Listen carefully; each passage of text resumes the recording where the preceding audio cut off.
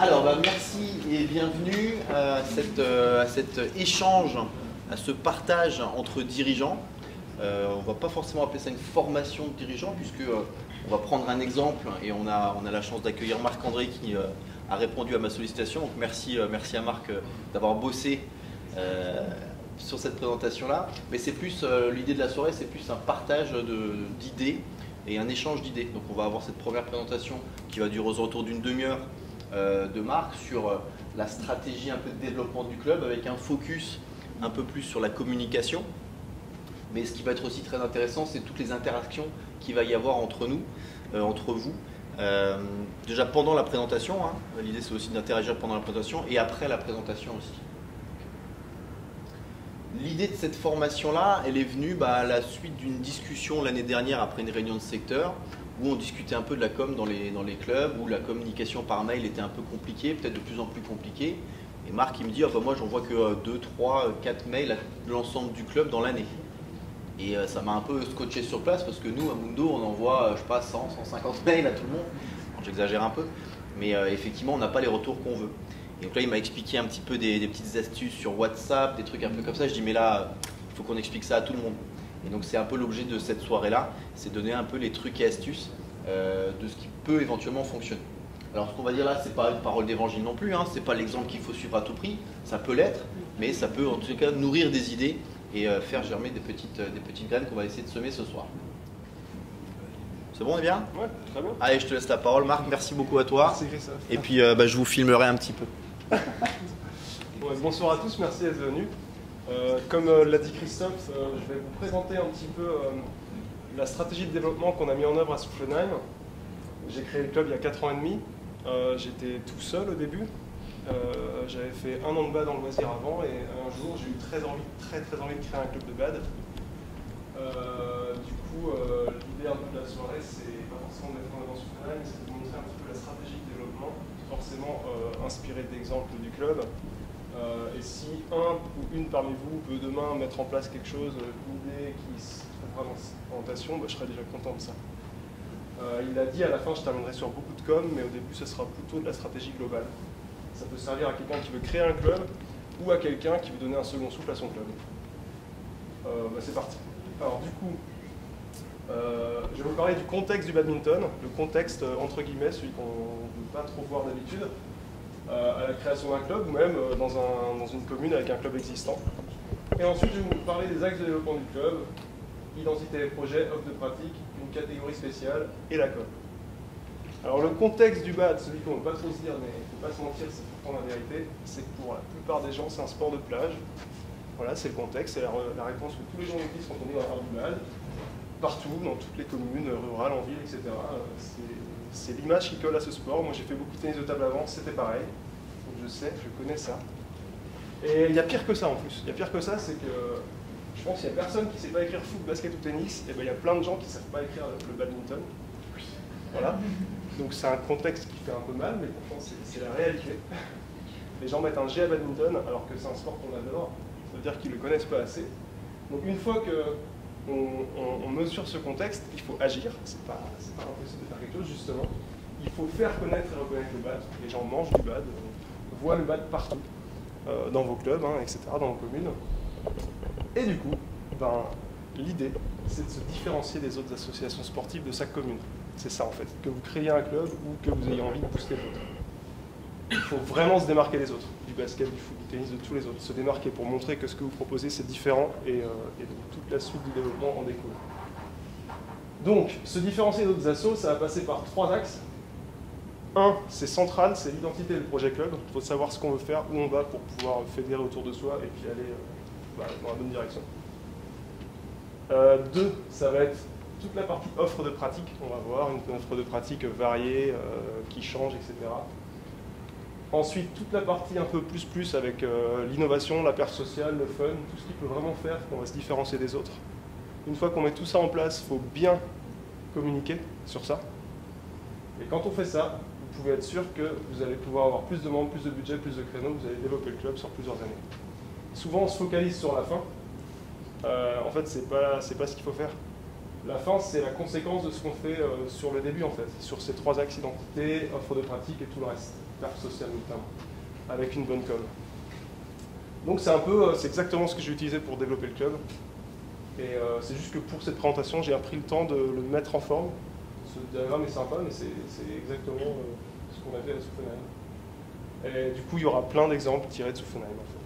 C'est pas que de la théorie, ça sent le vécu, vous allez voir. Donc l'identité projet club, c'est quoi? Et ben en fait, sur votre commune, votre bassin d'implantation, il y a une histoire, il y a un terroir, il y a des traditions à promouvoir.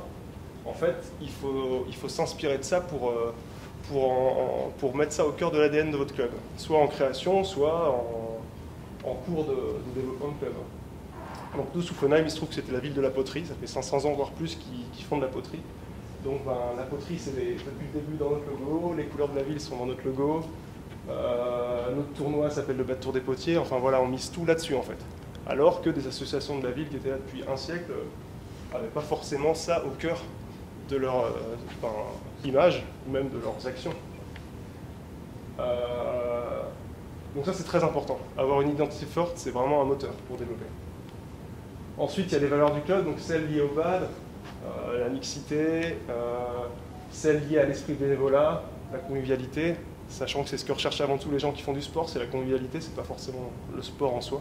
C'est surtout partager des choses, prendre du plaisir, rencontrer des gens. Et donc quand vous avez ça, en fait, vous pouvez réunir des personnes. Donc si vous avez un comité existant, c'est très bien. Si vous créez un club, ça permet de ne pas être tout seul, pour savoir ce qu'on veut faire ensemble. Et surtout, qu'est-ce qu'on veut faire, quel sera le club dans 5 ou 10 ans en fait. Ça, c'est dès la création, ou même en cours de...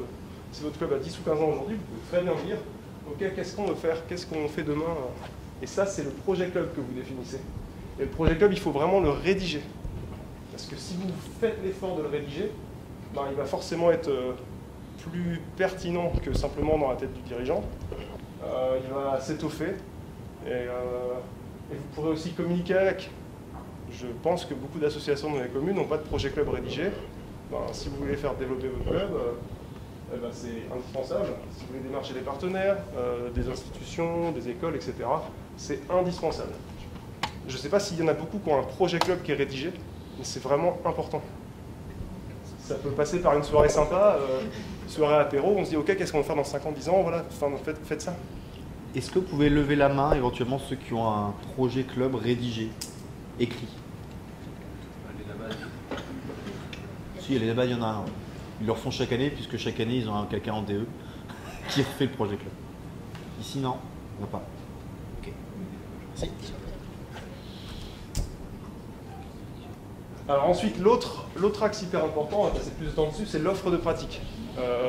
Toujours dans l'optique de se différencier des autres associations sportives de sa commune. Donc on a de la chance avec le BAD, c'est plus que du BAD, on peut faire plein de choses. On peut proposer des pratiques innovantes pour dépoussiérer un peu l'image, pour que les gens aient un regard curieux, eux qui croyaient que c'était un sport de plage. On peut proposer du fit and bad. L'avantage de ça, c'est que ça va attirer un public essentiellement féminin. Il peut y avoir des cours de Zumba ou autres existants, ils peuvent se rabattre sur ça pour une première approche du bad, ensuite faire du badminton pur. Il y a le plume foot. Ça va attirer un public plutôt masculin, plutôt footeux, et c'est un public qu'on a souvent pas trop dans les clubs, donc c'est une manière de pouvoir élargir son public. Les raquettes longs, c'est sympa, c'est des mix de sports de raquettes. Donc s'il y a un club de tennis dans la ville, s'il y a des tables de ping-pong, si vous avez du padel, vous pouvez faire l'ensemble. Ça crée des synergies entre les clubs, ça dynamise un peu l'image du bad, ça fait beaucoup parler de vous. Donc l'offre de pratique, pensez à ne pas vous limiter qu'au bad, à tout ce qu'il y a autour. Sachant que si vous avez un entraîneur, quelqu'un qui aime bien faire de l'animation fit and bad et tout, c'est assez rapide à mettre en place. Le plume foot, c'est très simple à mettre en place, il faut acheter un plume foot et il faut essayer de jongler avec. Donc c'est des choses assez simples en fait qu'on peut faire et qui sont innovantes.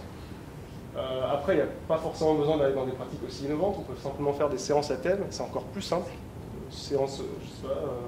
Une séance où on mélange les gens, surtout en début de saison, en septembre, on appelle ça le melting bat chez nous, c'est en gros on va tirer au sort les paires, puis les gens se rencontrent au fur et à mesure de la soirée sur des matchs de 10 minutes et on tourne.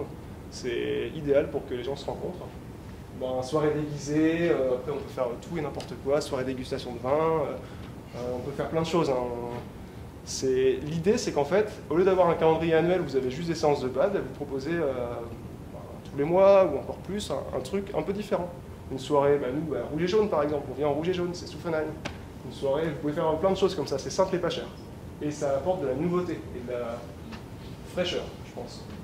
Après, ce que recherchent aussi les gens, c'est aussi les repas, des petits déj ou des repas à côté de la salle. C'est assez facile à mettre en œuvre, ça ne demande pas beaucoup de préparation, ils font quelques tables et ça donne beaucoup de convivialité, donc faites-le très souvent parce que c'est simple à mettre en œuvre. Après, on peut faire des soirées. Alors, je ne parle pas de soirées pour récupérer de l'argent, je parle vraiment de soirées offertes aux membres pour qu'ils passent des bons moments entre eux. Alors forcément, ces soirées, ça a un coût. Nous, on les fait depuis 2 ans très, très poussées parce qu'on a des demandes de subventions ANS, on a des subventions ANS, ça nous permet de financer ces soirées. C'est des soirées qu'on offre aux membres. Ils payent rien, ils passent un super moment. En plus, c'est stylé, bas de fluo, une soirée avec DJ, machine à fumer, etc. C'est très très sympa et vous pouvez être sûr que normalement les autres assos sportifs de votre commune ne le font pas. Et c'est une manière forte de se démarquer et de faire parler de soi. Ça va peut-être pas durer 30 minutes en fait. En fait, ça va assez vite. N'hésitez pas à interagir aussi, s'il y a des choses qui font écho à vos propres pratiques. C'est quoi les subventions ANS? La subvention ANS, c'est quoi? Oui. C'est un truc que tu vas apprendre à faire quand tu auras un salarié. On en reparlera dans le Club 360, ça. Même avant en fait. Ouais, c'est une subvention de projet en fait. Si vous voulez mettre en place des projets selon certains critères de l'Agence nationale du sport, vous faites un dossier de candidature et vous expliquez quelles actions vous allez mettre en œuvre, quel budget il y a en face. Et l'idée c'est que pour 1 € de subvention reçue, il faut mettre au moins en face 1 € au club. Donc disons que on reçoit du budget de l'État, mais ça nous incite à mettre en place des actions. Et nous, on a commencé ça il y a 2 ans et c'est super pratique, super utile. C'est un peu punchy comme dossier, il faut y aller quand même. Il est complexe. La première année où on met une ANS en place, on passe quoi? Une demi-journée, une journée? Un peu plus? Ouais, enfin ça dépend comment on fait le... Ouais, ça dépend comment on fait. Oui, toi, tu as passé plus de temps. Il avait fait un très bon dossier.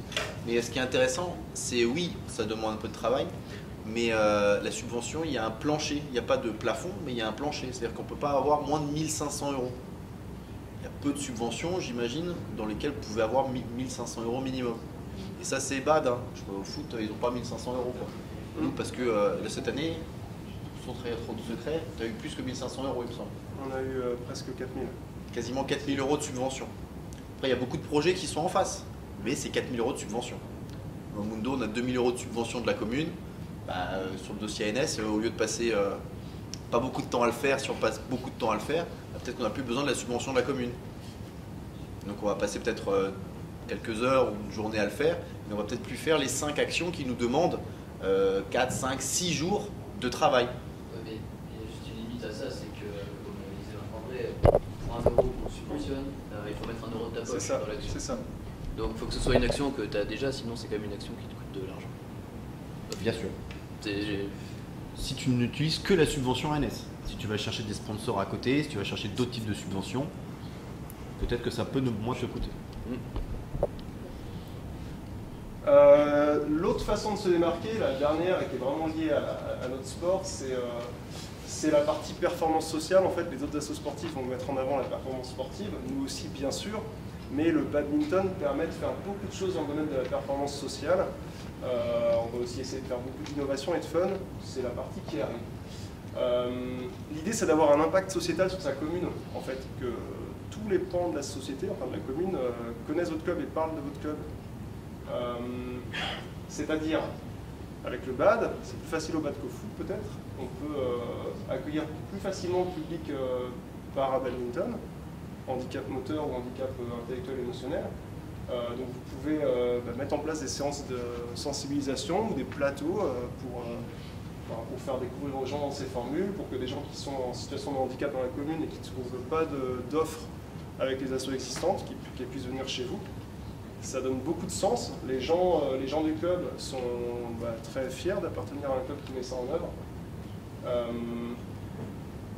Il y a aussi d'autres publics, les UIS, c'est des enfants qui ont aussi des troubles intellectuels, émotionnels ou comportementaux dans les écoles ou les collèges. souvent, il faut quand même faut se préparer, il faut une formation de BAD adaptée pour pouvoir encadrer ce public. Mais quand vous le faites, c'est très très riche sur le plan humain. Ils sont très reconnaissants. Ce qu'on peut aussi faire, si vous avez des encadrants diplômés ou formés, c'est des séances pour les seniors ou pour les adultes qui ont des maladies, des maladies chroniques, ALD 30. C'est par Prescrimove, ça, vous pouvez demander une labellisation, et puis après, il y a des gens qui ont des... Ouais, je t'écoute. Oui, j'ai une question. Nous, nos salariés, pendant le Covid, par rapport à la Covid, ils avaient passé une formation pour justement encadrer du handicap. Et donc, la question, c'est comment est-ce qu'il y a un endroit où ils vont s'inscrire, ou comment ça se passe en fait? Alors, Prescrimove, ça concerne vraiment le public adulte atteint de maladies chroniques qui va se faire prescrire des séances de BAD par le médecin en fait. Il faut avoir un label Prescrimove, donc ça doit être des formations dispensées par le CROSS Grand Est. C'est valable plusieurs années avant de recycler les formations. Et il faut simplement contacter Prescrimove, remplir un dossier de candidature, et ils sont très ravis de pouvoir labelliser des nouveaux clubs. Nous, autour de la région de Haguenau, il n'y a pas beaucoup de clubs labellisés Prescrimove. Je ne parle pas du tout de BAD, je parle de clubs sportifs. Et du coup, si vous avez des encadrants diplômés qui ont fait les formations, franchement, attendez pas une seconde, c'est vraiment simple à obtenir le label. On l'a eu en un mois en fait. Ok. Juste un dossier à remplir. Ouais, et il est pas très compliqué celui-là. Moins que la NS. Beaucoup moins. Moi, j'avais fait la NS pour les personnes. Après, il faut un créneau spécial ou... Alors, oui et non. Oui, pour ceux qui sont en Prescrimove, il faut que l'entraîneur suive vraiment une démarche avec ces gens-là dès le début, avec un entretien préalable, un suivi particulier. Mais ensuite, progressivement, ils peuvent intégrer des créneaux adultes standards en fait. Voilà, tu peux avoir des créneaux spécifiques et ils peuvent aussi intervenir sur les créneaux standards. Avec le public senior, c'est à peu près la même chose. D'ailleurs, on a commencé aujourd'hui, c'était tout à l'heure. Il avait 2 personnes d'un peu plus de 60 ans. Il a fait du BAD adapté, mais au fur et à mesure, on sent qu'ils ont commencé sur ce créneau, mais ils peuvent très bien intégrer un créneau adulte standard en fait. Prescrimove, c'est pas que pour les personnes âgées, c'est pour tout le monde. Alors, Prescrimove, c'est vraiment pour les adultes sur prescription médicale. Voilà, ça c'est Prescrimove. Et nous, en fait, on a créé un créneau spécifique, Prescrimove et sport santé pour les seniors. Parce que du coup, c'est une pratique aussi adaptée du BAD, dans les 2 cas. À Saverne, depuis 2 ans, 3 ans maintenant. On a 4 ans même, on a un plateau, on a même pas un plateau, on a un créneau spécifique pour les personnes handicapées, on va dire, clairement. C'est pas physique. C'est physique, c'est mental. Et en fait, ils nous ont démarché. Ouais, en fait, nous, là, ils sont venus, ils ont dit qu'ils pouvaient faire du BAD, on dit ouais, ok. Et en fait, du coup, on a un entraîneur pas formé, mais qui a l'envie de le faire. L'envie de le faire et qui s'occupe très bien d'eux depuis 4 ans. Et tous les ans, il y en a 1, 2, 3 qui se rajoutent. Donc je pense que prochainement, cette personne va partir en formation. Et qui plus est, je pense qu'on va aussi faire grossir parce qu'on a des gens qui se présentent de plus en plus souvent. Au bout d'un moment, on va avoir 20 personnes. Pour moi, sont 10, c'est ça? On risque d'en avoir 20 très bientôt, très prochainement. On va devoir renforcer. Et effectivement, au niveau sociétal, pour une commune, c'est génial parce que à Saverne, il n'y a pas beaucoup d'associations qui acceptent les personnes handicapées et c'est apprécié, clairement. C'est ça, c'est clair. Quand vous encadrez ce type de public, c'est très clairement une des actions qu'on va pouvoir cibler sur une demande ANS. Un des axes, je pense que tu l'as dedans, un des axes, et là-dessus, l'État va donner des sous là-dessus. D'accord. Donc là, tout ce que, en plus, là chez vous, il n'y a pas de coût, mais vous allez pouvoir gagner des sous pour l'action sociétale que vous mettez en place. D'accord. Une question, comment vous ciblez le public après? Parce que c'est bien beau de former les gens pour pouvoir accueillir ce genre de personnes, mais à moi, il faut faire de la publicité pour pouvoir avoir des clients quelque part. Alors, du coup, là, ça tombe bien, parce qu'on a démarré aujourd'hui, on a fait articles dans la presse, DNA, articles dans les magazines de la commune, magazines papier. Bien sûr, les réseaux sociaux, sachant que les réseaux sociaux, c'est pas forcément le moyen de com qui va toucher ce public. Par contre, on peut quand même toucher les enfants de ces personnes âgées. Beaucoup de bouche à oreille, les médecins. Alors, ça prend du temps. Les médecins, tout ce qui va être Prescrimove, c'est les médecins, les kinés, les pharmacies. Ça prend beaucoup de temps, ça va démarrer doucement, mais au fur et à mesure, avec le bouche à oreille, ça peut que marcher en fait, parce que il y a plein de gens en fait qui restent chez eux alors qu'ils pourraient faire un truc comme ça, surtout convivial, en groupe. Enfin, ça apporte beaucoup de bien-être aussi. Donc ça peut franchement que marcher. Voilà, au début, c'est sûr que les premières séances, ils sont pas très nombreux, mais ça va forcément prendre, parce qu'il y a quand même pas mal de seniors. Et les adultes qui peuvent bénéficier de Prescreen Move, ils n'ont pas beaucoup d'offres sportives en face, donc si vous en créez une, ça marchera. Là-dessus, on est dans le BAD, on n'est vraiment pas bon. Il y a très peu de clubs, voire moi de mon connaissance, tu es le seul, qui a fait cette démarche-là. Au tennis, ils sont déjà un petit peu plus, peut-être Marc, je ne sais pas si toi tu as des infos sur le tennis. À Marenheim, là, dans mon petit village, le coach de tennis, il est allé voir les 8-9 médecins de Marenheim, les 3-4 de Barcelone, il est allé voir une quinzaine de médecins en disant bah voilà, moi je suis labellisé sport santé. Donc il n'a pas le label Prescreen Move, il est juste labellisé sport santé, il a fait une formation spécifique sport santé.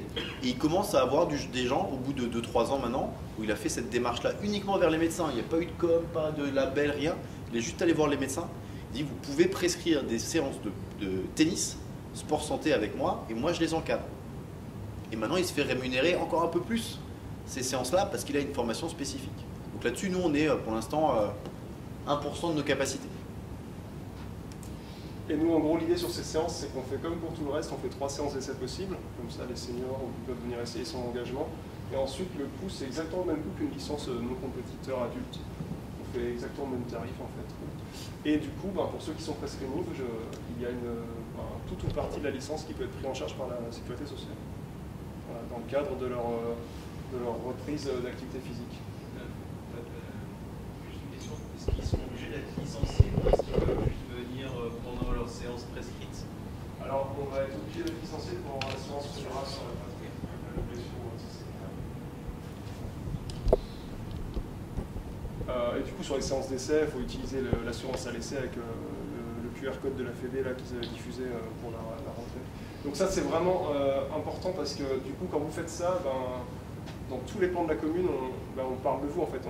Et en plus, pour les dirigeants du club, pour les membres du club, en fait, c'est vraiment bien de se dire j'appartiens à un club qui fait des belles choses en fait. Ça leur donne envie de s'engager pour le club encore plus. Donc c'est pour ça que j'ai vraiment mis pour moi un axe de stratégie de développement en fait. L'autre impact forcément quand on parle de perfo social, c'est les publics scolaires. Alors bien sûr, plein de clubs font des séances dans les écoles, ça c'est sûr que c'est important. Comme ça, vous touchez les parents parlent de ça, forcément ça fait parler du club. Ce qui est vraiment important, c'est de faire des créneaux pour les enseignants. Ils en ont vraiment besoin, surtout après la période Covid où ils n'ont rien pu faire pendant 2 ans. À chaque fois qu'on fait des séances avec les enseignants de l'école primaire, là, c'est la meilleure ambiance qu'on ait en salle. Hein. Ils sont déchaînés et ça leur fait du bien. Ça leur donne forcément la bonne image du BAD. On fait la promotion du club et du sport. On fait la promotion du BAD par rapport aux autres sports. Hein. On a un meilleur comportement des jeunes, ça n'a rien à voir. Enfin, vous êtes certainement convaincu aussi que le BAD c'est différent des autres sports. Et voilà, c'est le moment ensuite préparer de nouveaux créneaux au BAD, de préparer par exemple la mise en place de l'UNSS ou de l'UCEP au primaire. C'est indispensable. Et après, si vous avez la chance d'avoir un collège, alors là, si vous pouvez mettre en place une section sportive, grâce à une prof qui est super motivée, c'est parfait, c'est encore c'est top. Oui, les créneaux enseignants, là, à la base, est-ce que c'était aussi dans l'objectif de recruter des jeunes dans le club ou même pas trop? Non, c'était... non, c'était... je me suis dit, voilà, il faut que les enseignants pratiquent le BAD pour aimer le BAD et pour avoir envie de le faire pratiquer à leurs élèves. Et puis c'était aussi pour leur faire passer un moment sympa. Et voilà, c'était forcément positif pour l'évolution du club, en fait. Mais puis c'est aussi toujours bien de pouvoir encadrer. À chaque fois que je les encadre, en fait, c'est franchement un super moment. Et en termes d'assurance, comment ça se passe quand c'est comme ça des actions, on va dire, un peu en one-shot? Ouais, il y a une assurance de la Fédé à l'essai pour toutes les manifestations promotionnelles. À l'époque, il fallait faire une déclaration préalable, et maintenant c'est automatique sur la saison. Vous l'avez dans l'attestation d'assurance qui est disponible sur le site de la Fédé. Ça inclut les opérations promotionnelles, ça peut être journée de porte ouverte, créneau d'initiation, tout ça, c'est inclus dedans. Est-ce que tu peux nous expliquer comment est-ce que tu as mis en place le premier créneau avec les enseignants? Je suis allé voir la directrice pour lui parler et qu'on était intéressé de proposer des créneaux scolaires aux enfants. Et je sais pas, c'est venu tout simplement comme ça. Est-ce que ça vous dit avec les collègues? Je lui ai demandé s'il faisait des actions entre collègues, des activités de cohésion, des sorties. Et en fait, elle m'avait dit pas forcément. Et du coup, ça tombe bien en fait. En fait, c'était simple. C'était un créneau, on les accueille, ils jouent au bad, et c'était juste ça en fait. Et ça leur a fait tellement de bien qu'on le fait au moins 2 fois par an. Et voilà. Ça permet de créer des liens, nouer des liens entre le club et l'école, forcément. Le prochain truc que je veux faire, parce que là c'était toujours avec l'école primaire, maintenant je vais le faire avec les enseignants du collège. C'est juste un peu plus délicat parce que beaucoup des enseignants du collège habitent en dehors de Souffenheim. Et donc à 6 h le soir, souvent ils partent ailleurs.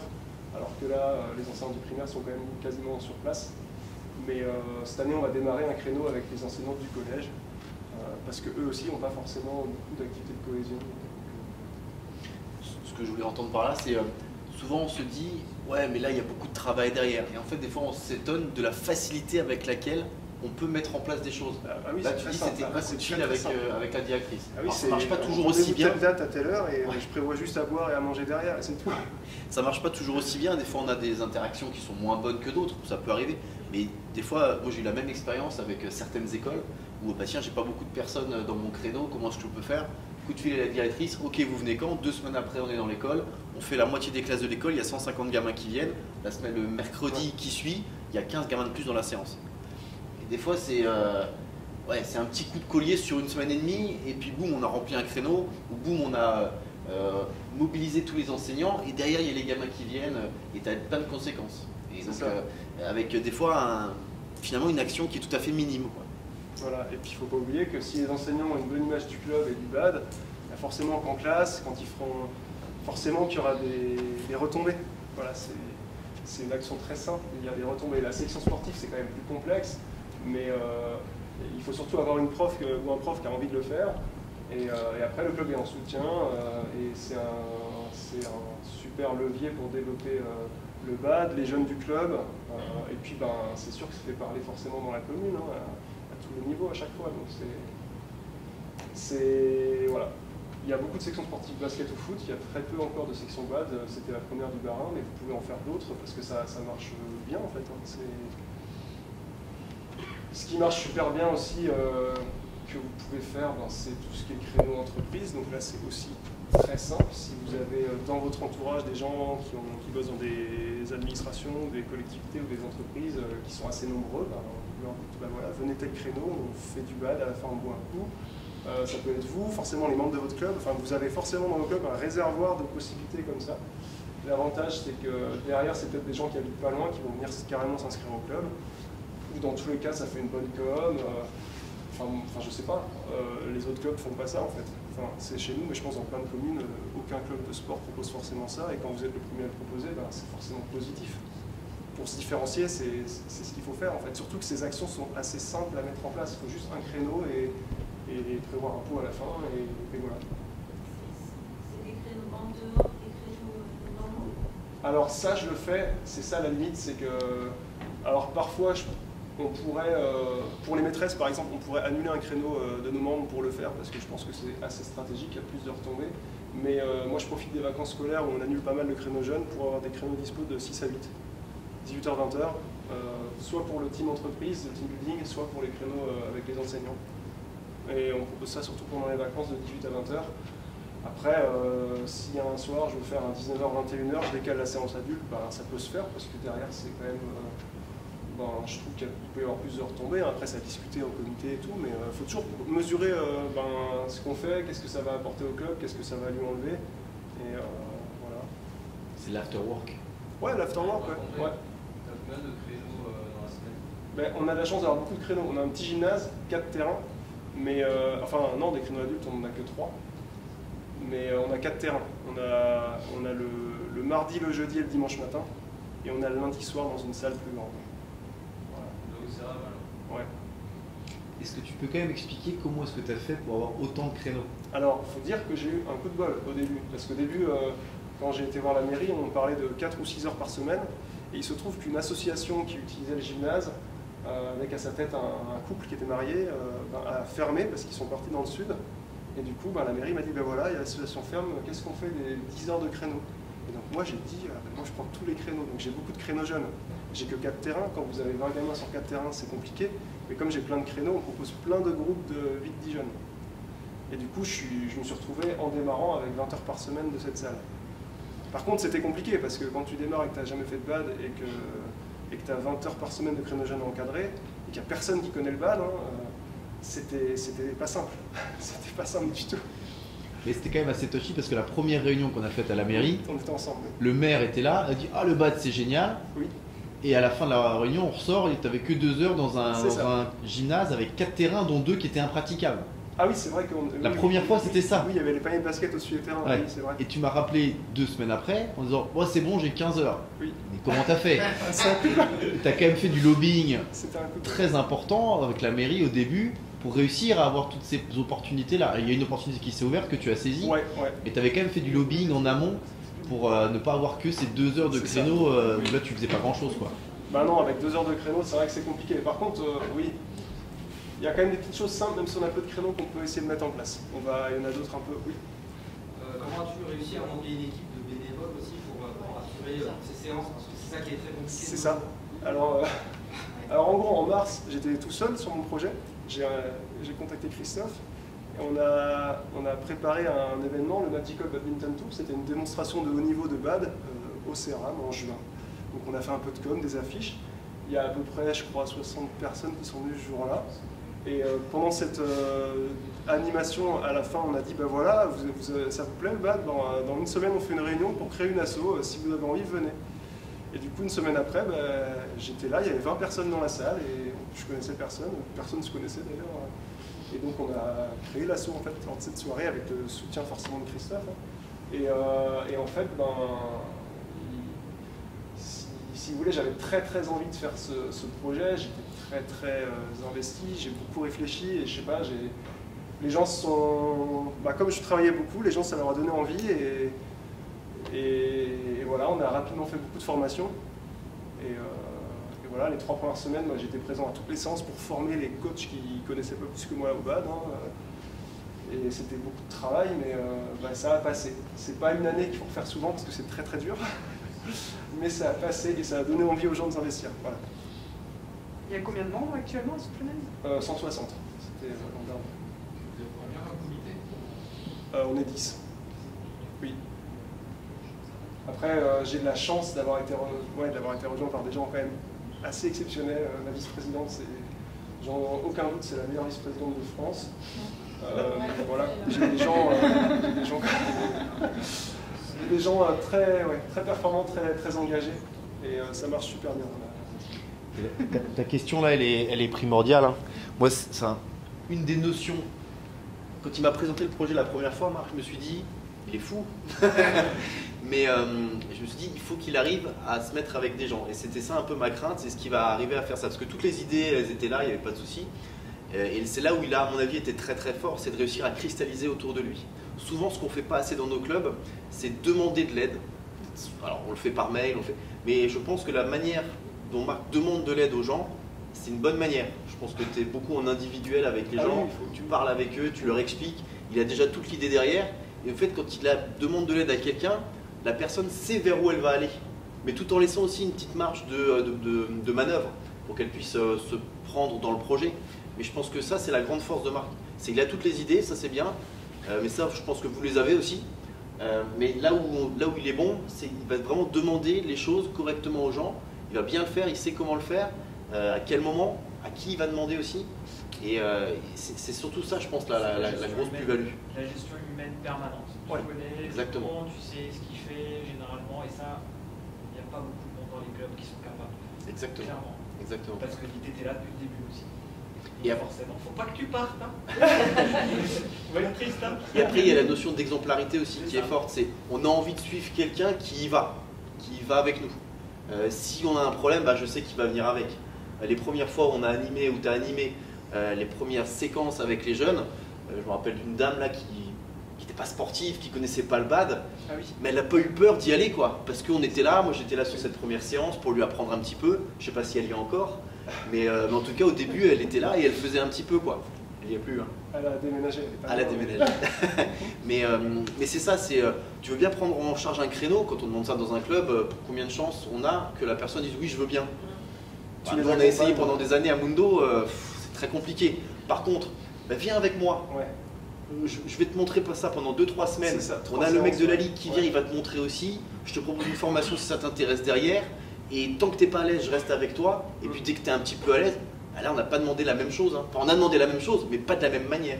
On a cadré les choses pour que la personne se sente en confiance et puisse aussi lâcher le truc si ça lui va pas. Oui. Et c'est là où moi je pense que tu es très fort. C'était, oui, pour les accompagner forcément, pour qu'ils y arrivent, puis soit pas en échec. C'était aussi pour que la séance se passe bien vis-à-vis des parents qui viennent observer. Hein. C'était pour aussi avoir un peu de maîtrise. Mais ouais, en fait, l'idée dans ceux qui vont s'investir pour le club, c'est qu'ils puissent en tirer, je sais comment dire ça, en tirer que ça leur apporte quelque chose. Comme celui qui crée le club, il en a besoin. Moi, ça m'apporte beaucoup. C'est beaucoup de travail, mais j'adore ce que je fais. Ça m'apporte beaucoup. L'idée, c'est que les gens du comité fassent quelque chose qui va leur apporter, par exemple, toute la partie Parabad. On l'a mis en place à partir de l'an dernier parce que j'ai quelqu'un au comité qui était touché par ce thème parce que sa mamie était très tôt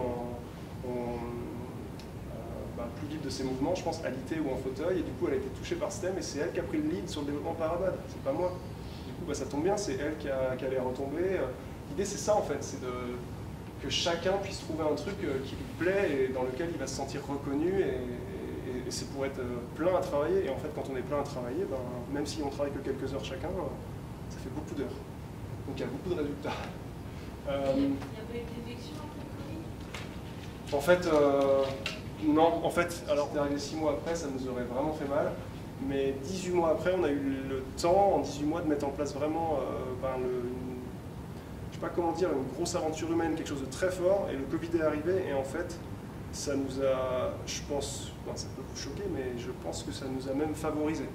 L'arrêt de la pratique, cette difficulté qui arrivait, cette grosse épreuve, ça nous a vraiment boosté. Parce que en fait, pendant la phase d'arrêt, on a justement mis à profit le temps qu'on avait pour anticiper, préparer plein de choses. On a énormément travaillé pendant la phase où on ne pouvait plus rien faire. Alors que d'habitude, on avait la tête dans le guidon. Et du coup, on a anticipé plein de choses. L'avantage aussi, c'est que comme personne ne faisait rien dans n'importe quel autre club de sport, peu de choses que tu faisais toi, c'est 2 fois plus de visibilité. Donc on revient encore à la différenciation à la commune, c'était encore plus flagrant, ils sont vraiment pas comme les autres. Et du coup, non. Alors bien sûr, il y a eu moins 20% de membres comme partout, mais en fait, la vraie difficulté du Covid, c'est vraiment la baisse des bénévoles qui se fait sentir maintenant. Et en fait, nous, on n'est pas touché par ça. Non. Parce qu'on est au début, en fait. Enfin, je pense que le début dure longtemps, mais on est au début, on a vraiment... on a tellement de trucs à mettre en place, on a un gros projet, que les gens ils savent ce qui vient, et du coup ça leur donne envie de s'investir. Un autre truc super sympa pour se différencier, c'est ça. J'avais vraiment depuis le début envie de le faire, c'était pour mes enfants du coup, le badiversaire. Je me suis dit voilà, au lieu qu'ils soient, je sais pas, dans une salle de jeu où on paye tous 150 balles là, pour qu'ils aient... on fait ça en salle, on prépare un truc super ludique, ils font du sport, ils bougent, en même temps ils découvrent le bad. Il y a un goûter, il y a les gâteaux à la fin, voilà. En même temps, c'est une source de recettes pour le club. La plupart des enfants qui sont là dans les copains ne font pas forcément de bad, donc ils découvrent, les parents. Enfin, là on gagne tout avec ça, parce qu'on a des futurs membres qui essayent. On passe un bon moment, on fait une com de dingue. Voilà. C'est très très différenciant au niveau de la commune, quoi, clairement. Et même, c'est aussi différenciant par rapport aux autres clubs de bad, mais c'est surtout par rapport aux clubs dans votre commune qu'il faut se différencier. Donc ça c'est bien, et il fallait juste bien préparer, parce que là il faut vous imaginer, on a 15 gamins surexcités, c'est pas une séance de batte, il faut vraiment bien se préparer. Vous êtes combien d'encadrants là Je l'ai fait à 1. Mais en étant bien préparé, c'est super, on prépare la salle, on prépare un énorme parc, j'ai tout un truc de préparation, c'est clé en main le truc. Et j'en refais un la semaine prochaine. Voilà. Tu veux dormir tôt Tu veux dormir tôt après ça Non, mais c'est vraiment très sympa à faire. Après, alors ce que je dis, c'est ce que j'ai remarqué par mon passé dans d'autres sports, dans des étapes ou ailleurs, il faut avoir l'état d'esprit d'innovation. En fait, ce qui tue plein d'assauts, c'est en fait, ok, qu'est-ce qu'on fait cette année? On fait la même chose qu'on a fait l'an dernier. Qu'est-ce qu'on fait dans 5 ans? On fait la 41e marche populaire, En fait, non, une asso c'est vivant, donc ça peut mourir. Et donc, pour pas que ça meure, il faut la faire vivre, il faut tout remettre en question tout le temps, chercher des nouveautés. Et en plus, ce qui est bien, c'est que, comme j'ai dit avant, tu fais une soirée, tu fais un apéro, tu parles de ça, tu trouves des idées super fun. Enfin, c'est des bons moments qu'on passe, et on trouve des idées complètement loufoques, mais originales, créatives, on se démarque à fond en faisant ça. C'est ce qu'il faut faire. Il faut vraiment penser innovant tout le temps. Voilà, chaque année, il faut faire un nouveau truc. On a déjà en tête les trucs dans 1 et 2 ans. Il faudra en trouver encore après, mais c'est vraiment comme ça qu'on se démarque des autres associations. Une question là. Tout ça, c'est pour se démarquer, mais pour avoir plus de monde que les autres associations, ou pour donner aux gens envie de rester? Je pense que tu vas dire les deux, peut-être. Non, c'était le diagramme, mais on va y revenir juste après. Ouais. Okay. Ouais. Ça va, je reviens juste après. Ce qui est super bien en fait pour se démarquer, c'est... c'est le fun en fait. Comme j'ai dit, les gens font un sport avant tout pour passer des bons moments, rencontrer des gens. Donc ce qui va vous faire vous démarquer les autres, c'est si vous faites des trucs un peu... voilà. Là, le ski dans la neige, c'était le jour de mon anniversaire, c'était génial, quoi. C'était facile en fait. Hein. On a mis le filet dans la neige, on a fait du ski, on a filmé. Et après on communique là-dessus et c'est super sympa. Ou pendant le Covid, les challenges, où tout le monde peut le refaire, les jeunes, les adultes, c'est tout simple en fait, et ça donne vraiment une sorte d'ADN club, quoi. Ça donne un truc qui fédère les gens. C'est vraiment bien. Tout ça pour dire, j'y reviens. Donc on a parlé identité projet, offre de pratique variée, avec des trucs simples ou moins simples, des soirées et tout ce qui est plus faire social, fun. Tout ça, c'est vraiment pour moi les 3 trucs qui vont vous permettre de vous différencier des autres. Maintenant, on peut le faire, et on peut le faire et faire savoir qu'on le fait. C'est ça qui va être la valeur ajoutée, c'est faire savoir qu'on le fait, bien communiquer. Et pour revenir à ce que tu dis, si on fait ça, on va forcément être tellement différencié que derrière, forcément, les gens qui font pas de sport, les gens qui font d'autres sports vont venir chez toi, les sponsors que tu connais même pas vont venir chez toi, parce que tu vas... Et les créneaux vont venir. Alors peut-être pas du jour au lendemain, mais forcément, c'est fatal pour les autres, mais c'est fatal, ça va forcément venir. Si tu fais ça, tu es tellement démarqué, tellement différent que forcément, en plus, tu as une trajectoire montante dans ton projet, dans tout ce que tu fais. Alors généralement, les autres assos sont pas dans la même dynamique, et du coup, forcément, ça vient. C'est vraiment, je pense que pour développer le club, il faut vraiment non pas se focaliser sur « je veux plus de monde, je veux plus d'argent, je veux plus de... » Non, il faut se focaliser sur « Ok, c'est quoi mon projet? Qu'est-ce que je propose? Qu'est-ce que je fais de différent? Et comment je communique ?» Maintenant, on va arriver sur la partie com, parce que c'est hyper important. Ça serait dommage, après avoir fait plein de trucs comme ça, de ne pas en tirer un max de profit. Alors, pour la com, un truc très simple. Création visuelle. En fait, souvent, on fait des événements, on fait des photos, on publie ces photos. C'est bien, ça peut être mieux. Il faut se définir une charte graphique, quelque chose de tout simple, des couleurs, des formes, et les mettre en forme sur les photos. Alors vous allez me dire, c'est pas si compliqué, on utilise un truc comme Canva, c'est même très simple, parce que moi je suis pas très bon. Vous trouvez quelqu'un qui s'y connaît un peu, mais c'est pour faire les modèles de tiens, une com d'événement, une com pour un sponsor, une com pour ceci, pour cela, et après, même moi j'arrive à modifier un modèle, hop, faire le visuel. En fait, c'est stylé, en fait. On va pouvoir faire des visuels stylés, reconnaissables. Les gens diront, ah oui, ça c'est le bal dans ma commune, voilà. Du coup, ça c'est la version, parce que moi j'utilise Canva, ça c'est la version payante, ça? Ah non, j'ai pris la version gratuite. Et ça marche très bien. Les associations ont le droit à une version payante gratuite. Ah ok. Faire une demande sur Canva et on a le droit à l'offre payante, mais gratuite pour les associations. Et on peut mettre 20 collaborateurs qui travaillent sur les... C'est assez facile à utiliser. Je regardais sur le côté, vous mettez des photos, vous avez des petits soucis, c'est ça. Et vous apportez une petite touche à vos codes. Et alors que ce soit pour publier, on va venir après sur les réseaux ou dans des choses plus physiques, ça change tout. Donc les réseaux sociaux, j'y viens, parce que là c'est super important. Les réseaux sociaux, c'est votre vitrine vers l'extérieur. C'est pas un outil de com interne. Sur les réseaux sociaux, Instagram, Facebook, il ne faut pas mettre, tiens, le gymnase ce soir, il ouvre à 19h ou il est fermé. Non, c'est votre vitrine de com.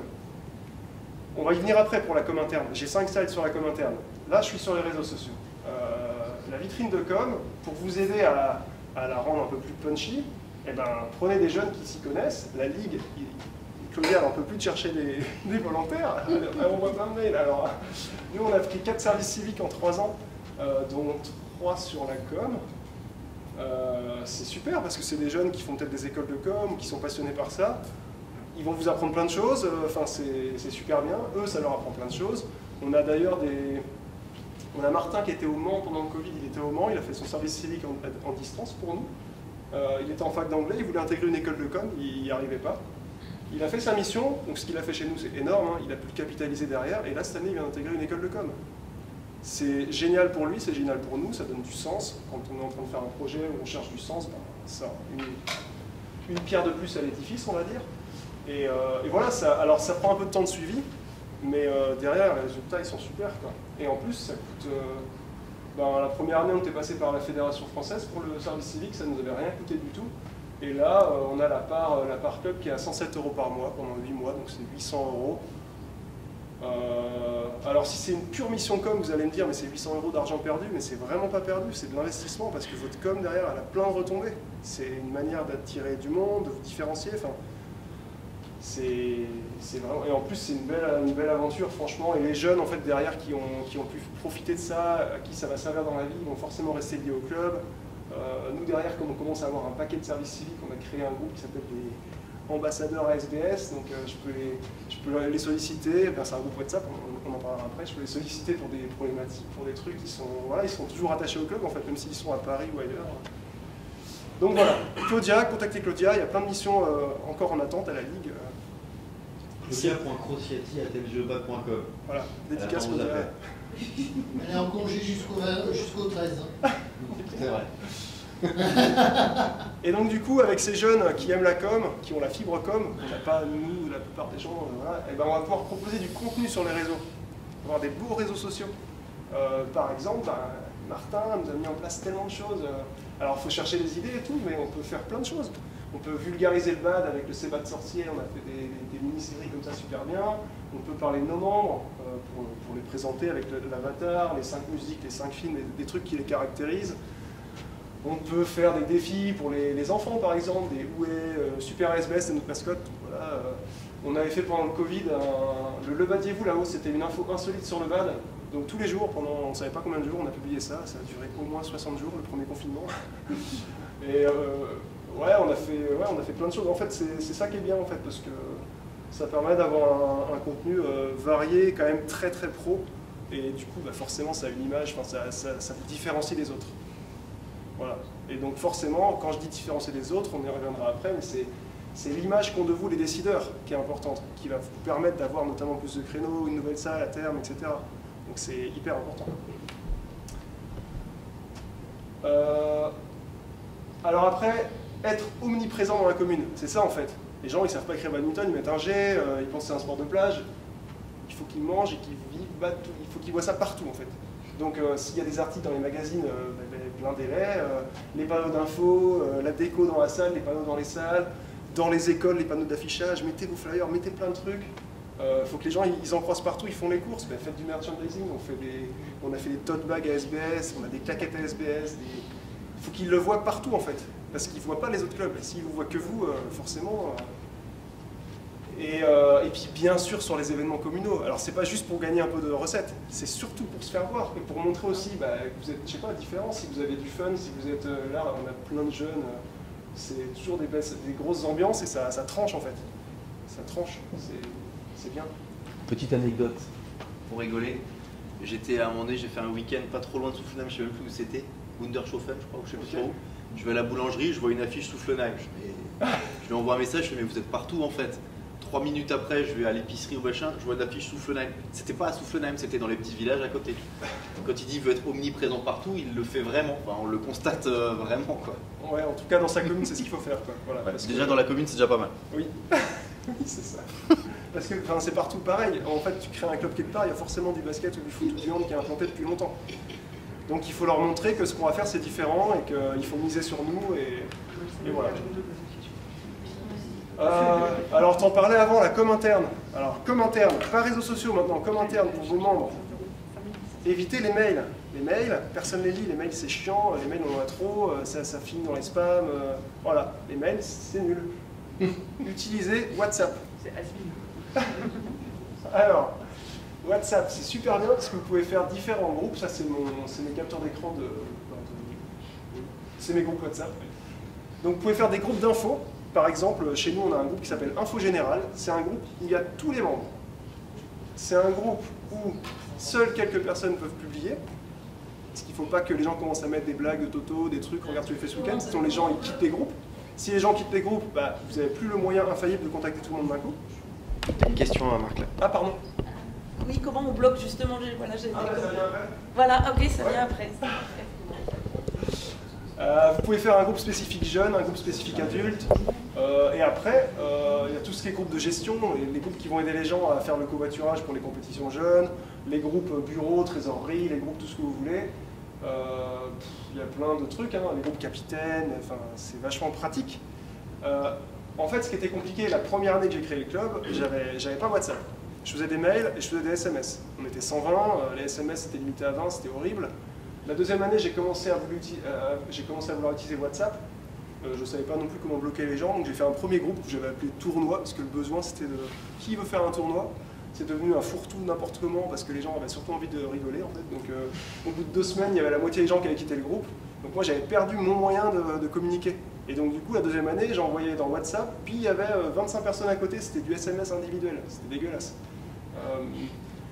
Et du coup, bah, après, on a trouvé la fonction dans les paramètres du groupe qui permet de envoi de message, admin uniquement. Voilà, c'est écrit là-haut, admin uniquement. Donc tu définis les admins et il n'y a que eux qui peuvent envoyer les messages. Et quand quelqu'un veut envoyer un message, bah, il peut l'écrire, hop, ça lui renvoie automatiquement en message perso à l'admin. C'est très pratique parce que ça permet très facilement d'envoyer une info au club. Je reviens vraiment à la com parce que les réseaux sociaux, il n'y a même pas la moitié du club qui va voir ce qu'on fait sur les réseaux sociaux. Hein, du coup, ce groupe Info Générale nous permet non seulement de dire tiens, la salle est fermée, tiens, il y a ceci, cela, mais aussi ah ben regardez, super action, pouf, le visuel stylé, voilà, pour que vraiment tout le club sache ce qu'on fait et soit fier des actions qu'on fait quand on fait des trucs bien. L'autre truc super important, c'est les groupes éphémères. Là, on en voit là, les vieux là, qui sont fermés, des groupes pour des événements. Genre, on fait un marché de Noël, on fait un groupe, quoi, il y a 15 bénévoles, quoi, on fait le groupe. Hop, on commence à écrire, ça dure 3 jours le groupe, 3 jours avant l'événement, et après c'est fini. Ça permet d'organiser, c'est super bien. Ton groupe général, du coup, tu dois le refaire chaque année. Tu le rajoutes chaque année.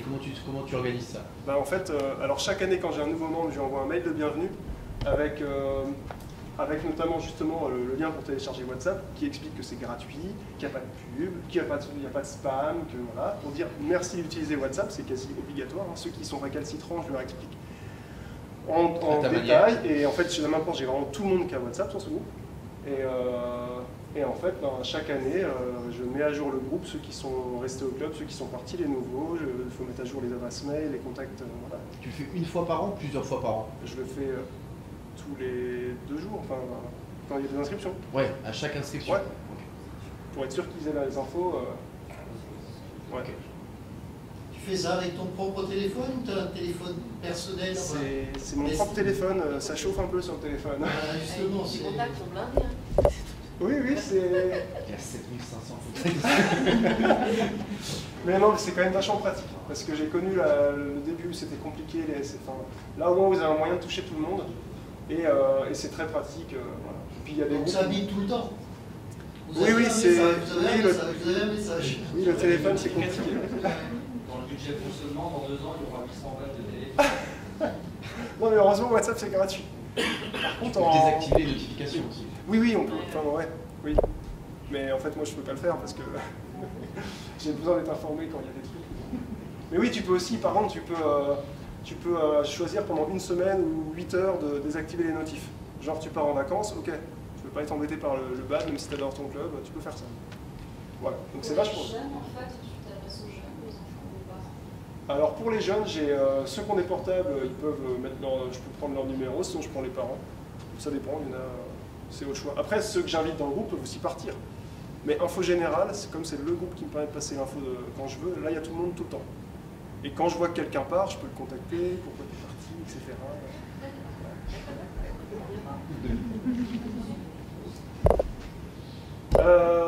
Et ben l'autre truc qui est super intéressant en interne, c'est Assocréno. Alors c'est une petite application qu'on a fait développer pendant le Covid par un copain informaticien.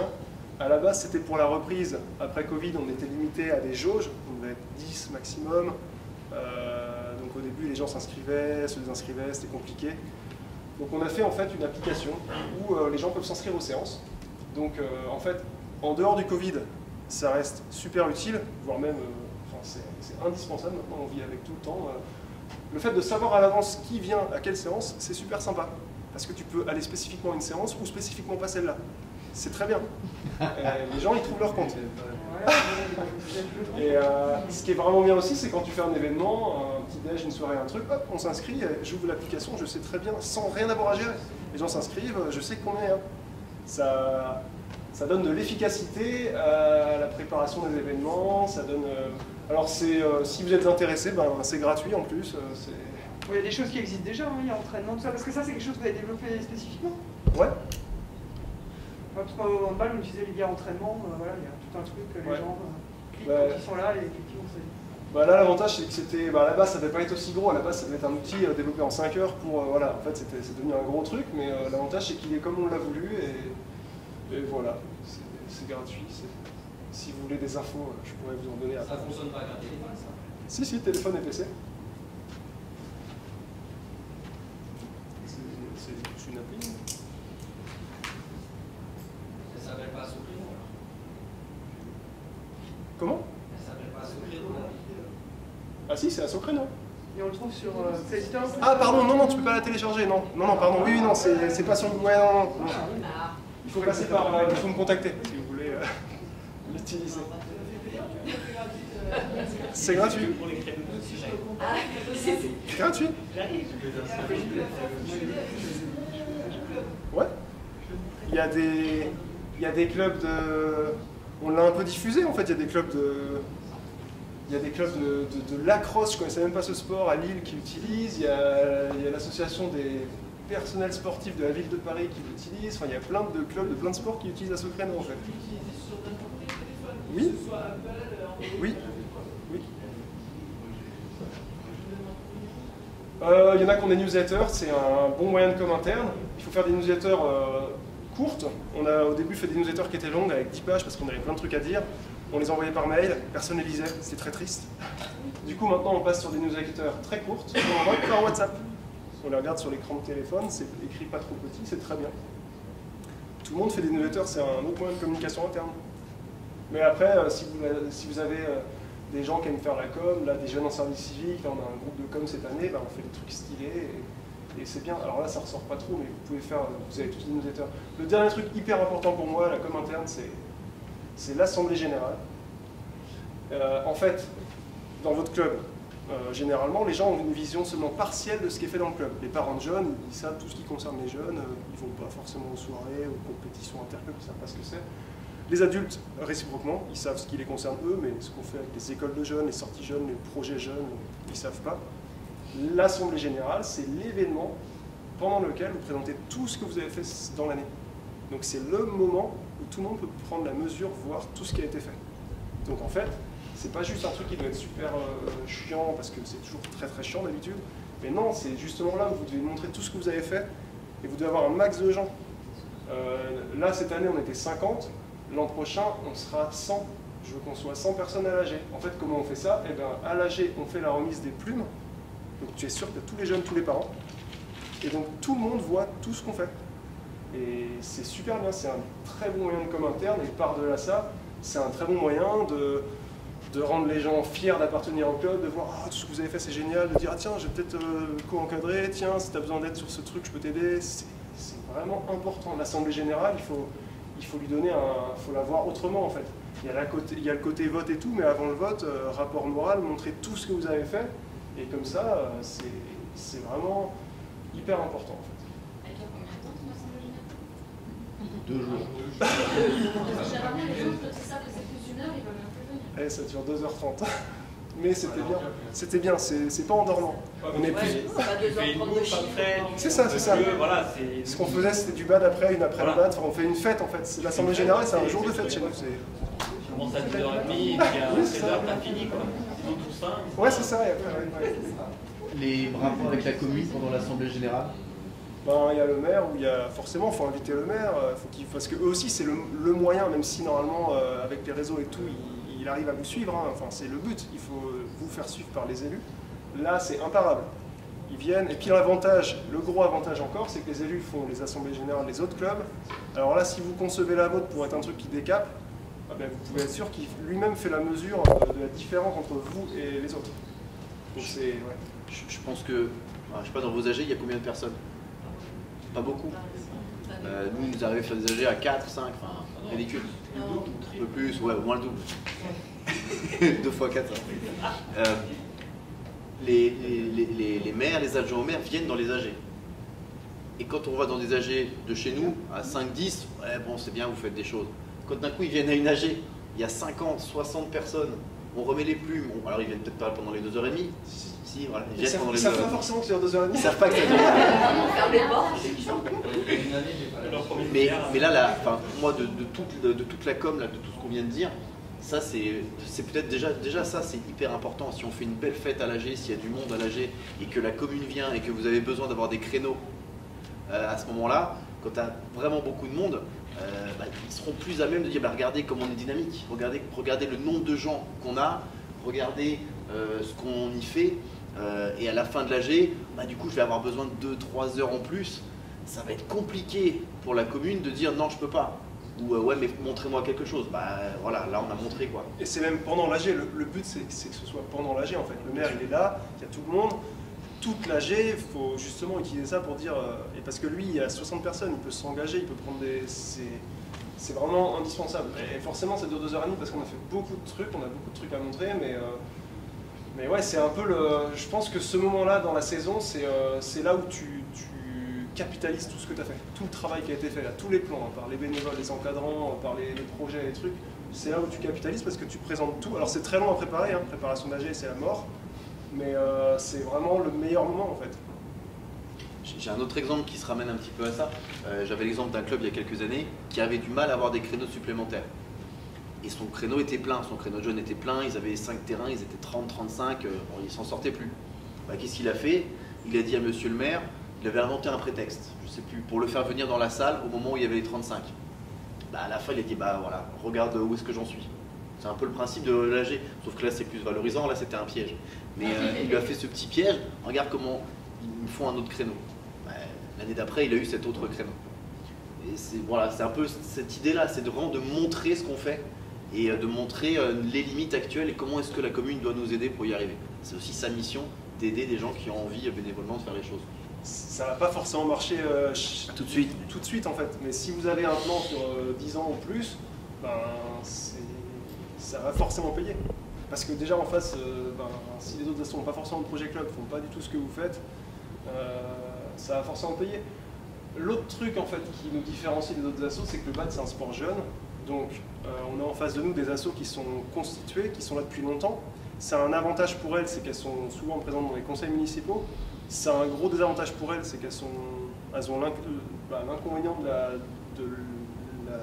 durée d'existence en fait, c'est qu'elles sont finalement dans un mode de fonctionnement, souvent on fait la même chose et tout et tout. Donc du coup nous on peut se montrer beaucoup plus dynamique, par contre nous on n'a aucun appui dans les conseils municipaux. Voilà. Par contre dans 10 ans, ça ne sera pas la même chose. Parce que on aura fait plein de trucs, on aura nous 10 ans de plus, on commencera peut-être à intégrer, et là dans 15 ans, ça sera totalement différent. Alors après le contexte actuel il est moche avec la baisse de tout ce qui est budget, la hausse des... Oui, c'est sûr qu'aujourd'hui le contexte n'est pas terrible, mais il faut s'inscrire au-delà de ce contexte à court terme, il faut voir vraiment, il faut voir loin en fait. Et si vous faites ça, ça peut pas rater, c'est impossible. Ça peut que marcher, plus ou moins à long terme. Et du coup, c'est ce que tu disais avant, en fait tout ça, moi je pense vraiment qu'il faut vraiment chercher à vous différencier des autres assos de votre commune, hein, que vous créez le club, que vous soyez existant, voilà, vous donnez un bon coup de boost, vous dites demain, voilà, qu'est-ce qu'on fait, projet, offre de pratique, voilà, et vous communiquez bien dessus, et vous aurez fatalement, mais c'est sûr, forcément plus de ventes, plus de budget, plus de créneaux, à l'horizon 3 mois, 6 mois, 1 an, 3 ans, c'est sûr. Voilà, donc c'était un peu le retour d'expérience de ce qu'on a fait à Soflonheim pour développer un club. Alors, tu as un métier. Ouais. Et des enfants. Et des enfants. Vie familiale. Oui, c'est très... On te sent extrêmement motivé, c'est formidable, mais il y a une vie quand même quelque part. Ouais. Parce qu'on pense bad, on est bad, mais à un moment donné, il y a aussi famille. Oui, il faut quand même gérer plein de choses à côté. C'est sûr que tout ça, si ça se faisait du fond de ma famille, si au bout de 12 ans on se séparait, tout ça serait moche, ça n'aurait pas de sens. C'est ce qu'on essaie d'éviter. C'est pas facile, mais oui, j'avais ça en tête parce que j'ai connu, avant de faire ce projet, j'ai connu des gens qui étaient à fond dans un truc et qui ont fini par se séparer et tout. Ça serait pas le plan, donc on essaye vraiment de concilier tout. C'est pas simple. Clairement, la première année, j'ai clairement pas concilié le reste. J'étais tellement, ça m'a tellement fait du bien de faire ce projet que j'étais vraiment à fond. J'ai la chance d'avoir une femme qui est dans le club, qui fait la compète, elle est top. Mais après, il faut pas se dire ok, il faut essayer en fait. Là-dedans, il y a des petits trucs assez simples à mettre en place, qu'on peut mettre en place sans forcément que ça prenne trop de temps. Voilà. Et après, s'il y a quelques personnes qui ont envie, ça peut vraiment porter des fruits. Ouais. Donc, ce que je voulais dire, c'est que tu as un métier, ça veut dire que ton métier, tu travailles qu'un minimum 8 heures par jour, plus après tout le restant, et puis tous les soirs bad, et le week-end, et anniversaire, et toutes tes actions à droite à gauche, et là tu es 100% dedans. Tu n'as plus beaucoup de créneaux pour autre chose, quoi. Ça fait 20 heures par semaine. Ouais. En plus du restant, quoi. Mais après, ça c'est le projet de marque. Voilà, ça va pas être le même chez toi, ça va pas être le même à Ensheim, ça va pas être le même à l'Ampertime. Là, l'idée c'est pas de dire il faut faire ça, c'est vraiment pas ça l'idée. L'idée c'est de dire voilà ce qui est fait, voilà un exemple très investi. C'est aussi le début. Enfin, ça fait déjà 5 ans maintenant. Ça fait déjà 5 ans. L'idée là, c'est d'essayer peut-être de piquer quelques idées, peut-être piquer à ce créneau. Je crois qu'il y en a quelques-uns qui veulent piquer à ce créneau là-bas. Mais c'est que ça fasse écho à vos propres pratiques et peut-être donner des idées pour des petites choses très simples qui peuvent marcher. Moi, je vais te piquer l'idée d'aller chercher les enseignants. Je trouve ça super intéressant. J'avais pas pensé à ça. L'autre idée qui m'a beaucoup amusé, c'est le badiversaire. Plutôt que de les emmener au McDo, c'est peut-être plus sympa de les emmener dans un club. Ça, j'avais jamais vu non plus. Voilà, c'est peut-être juste ça qu'il faut prendre. Et l'idée maintenant, tu as fini ta présentation? L'idée maintenant, c'est de faire écho un peu avec vos idées à vous, peut-être donner aussi vos idées. Oula, je sais pas tout casser. Donner un peu vos idées et qu'on puisse échanger un petit peu sur tout ça, quoi, sur ce que Marc nous a présenté et sur ce que vous faites dans vos clubs. Peut-être que vous avez des questions aussi en amont. Ouais, juste par rapport à ce que tu disais, tu faisais tes soirées bad masqué. Ça, c'est par rapport aux licenciés du club, c'est les gens qui sont déjà dans le club. Ça, c'est pour les membres. Ouais, pour les membres. Et par rapport aux nouveaux, comment tu faisais de la pub, tu communiques. Par contre, tu fais des créneaux découverts, des portes ouvertes, des... En fait, c'est tout le temps un créneau découverte. N'importe qui peut venir au club n'importe quand. Tout le monde peut faire 3 séances d'essai, n'importe quand dans l'année. Donc après, en début de saison, il y a le forum des assos, il y a une com à faire dans le magazine, sur les réseaux, bouche à oreille, il y a tout ça à faire. Mais en fait, toute l'année, vous pouvez accueillir des gens. C'est toute l'année en fait. Après, on peut faire un truc spécifique, genre une soirée Bad Girls pour cibler un type de public particulier. On peut faire un truc plume foot pour dire tiens, je vais essayer de faire jouer au bad des footeux, puisqu'ils se prennent ça pour un sport de plage, allez jouer 10 minutes, allez transpirer, vous allez. Mais sinon, toute l'année, on peut. Yesuba, tu pourrais parler des Yesuba? Ah oui, bien sûr, il y a aussi il y a aussi d'autres idées. C'était juste des idées qu'on a mis en place, mais il y en a plein d'autres en fait. À vous la parole, posez des questions, faites écho à ce que vous mettez en place. En termes de mise en place, ce qu'on a fait un truc qui marche extrêmement bien. C'était une soirée de réunion, on a créé le Flam Bad Night. Yeah. Donc, c'était un apéro. Hein. C'était un apéro, début de réunion. Et du coup, on en a organisé les dernières 3. On a commencé à 20, puis 40, puis dans 40. Même 50, et la dernière on était à 60, 80 80. Ouais. Donc généralement ce qu'on fait c'est qu'on invite les membres et leurs familles. Ouais. Du coup ça permet justement de faire rayonner le club et forcément on fait des tartes flambées, on fait un petit tournoi à côté et Flam Bad Night de nuit. Et ça marche vraiment très bien. On nous a déjà demandé quand est la prochaine. On s'attend à plus de 100 personnes. On a déjà commencé à programmer une date pour fin janvier, puis ça sera mars. Ces genres d'événements, il y a de la bouffe, il y a des jeux. Ouais, ce qu'il faut. Il y avait une campagne aussi comme ça à un moment donné au tennis. Désolé, je parle beaucoup de tennis. C'était Défie ton papa. Ils avaient beaucoup de jeunes et ils se sont dit mais on n'a pas assez les papas, les mamans. Alors je sais pas pourquoi les papas et pas les mamans sur ce coup-là, ils ont misé sur la testostérone, mais il y avait aussi amène ta copine, amène ton copain, il y a des clubs qui font ça de temps en temps, ça marche assez bien, moi la première séance, j'ai repris un créneau à Mundo cette année, j'en avais 2. Je dis mince, mais là je vais pas aller très loin avec 2, ça va être qualitatif mais ça va pas être terrible. Et je lui dis bah amenez vos frères, vos soeurs, vos copains, etc. Semaine d'après 5, bah, c'est déjà un petit peu mieux. Là maintenant on est à 15 au bout de 5 semaines, voilà. On a commencé, là le groupe, voilà. Mais c'est de la com un petit peu comme ça aussi. C'est de la com un peu comme ça. Ouais, on était 15 t'as. D'autres idées, d'autres questions peut-être?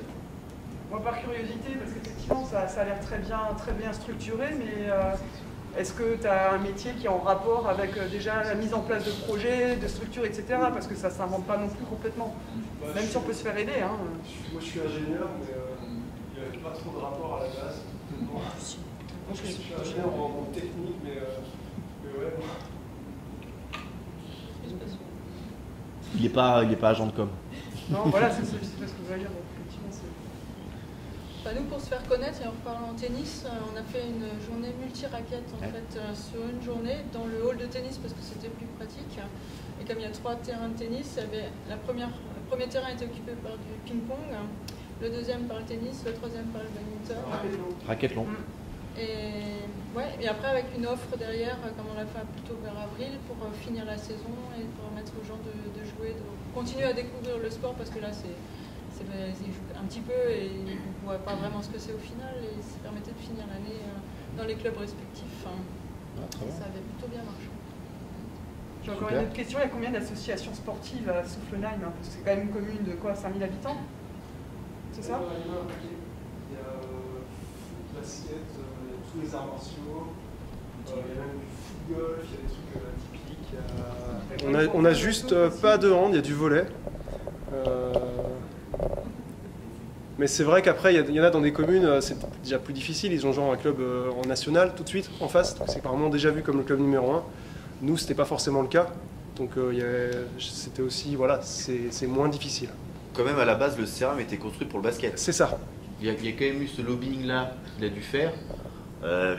Pour les 2 premières années, on n'avait pas le droit d'aller au CERAM. Et là, maintenant, au fur et à mesure, parce qu'il les a invités à l'AG, parce qu'ils ont vu que c'était dynamique, parce qu'ils ont vu qu'il y avait 60 personnes à l'AG, ok, on va donner quelques créneaux au CERAM. Ouais. Maintenant, il y a combien de créneaux CERAM mensuels, hebdomadaires? Il y en a 1,5. 1,5. Ça monte. C'est encore un peu... Ouais, bientôt 2. Ça monte doucement. Quand tu as créé ton club, les terrains de badminton étaient déjà tracés? Alors, dans la grande salle du CERAM, il n'y en avait que 3. Du coup, la première année, on a commencé à dire c'est dommage, il n'y avait pas de faire 7, faites-en tracer 7, alors qu'on n'avait pas de créneau dedans. Mais ils ont été cool parce qu'ils ont fait tracer 7 terrains. Alors j'avais quand même beaucoup de chance parce que à cette époque, le directeur des services techniques de la ville, c'était Philippe Boisquin, très impliqué dans le BAD. Donc forcément, ça a été quand même un relais, on a beaucoup travaillé ensemble, ça a été un relais sur plein de choses. Donc c'était aussi un autre coup de chance. Mais on a fait tracer les terrains, l'année d'après, on a eu le premier créneau et ouais, c'était... Sur une salle relativement grande comme ça, ils ont pu tracer que 4 terrains? En fait, on est passé de 3 à 7, on a fait rajouter les 4 qui manquaient. On a déjà eu pire, hein. À Haguenau, j'ai eu un terrain dans l'autre sens. Sur une salle où on pouvait en mettre 7. En quinconce. Et il y a des salles où il n'y a même pas de terrain tracé. On a eu pire. Sur ce que vous faites pour garder vos joueurs adultes, là on a vu que vous avez des événements hyper souvent. Moi j'ai un autre exemple, c'est le club de Jarville. Il disait que le vendredi soir, il n'y a personne. Parce qu'on préfère aller boire l'apéro, sortir, faire des trucs. Donc il dit, ça m'embête parce que j'ai un bon créneau, on pourrait y avoir du monde, j'ai beaucoup de terrain mais j'ai personne. Donc il a créé un événement mensuel, tous les vendredis, je crois que maintenant il le fait toutes les 2 semaines. Au début c'était mensuel, maintenant je crois qu'il le fait toutes les 2 semaines. Où il crée un événement, un Badowin, juste un tournoi de tirage au sort par paire, ou juste une montée-descente, enfin une animation. Et c'était d'abord le pro qui le faisait, parce que voilà, c'était facile, le pro, tu fais ça, c'est dans ta fiche de poste.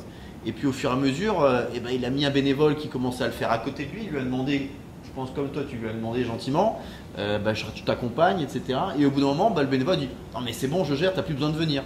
Et maintenant, c'est le bénévole qui gère ça. Et je crois que maintenant, il fait toutes les 2 semaines un événement spécifique. Alors, on lui a donné 10, 15 types d'événements qu'il pouvait mettre en place. Il le fait 2 fois dans l'année. Et du coup, maintenant, le vendredi soir, c'est complet tout le temps.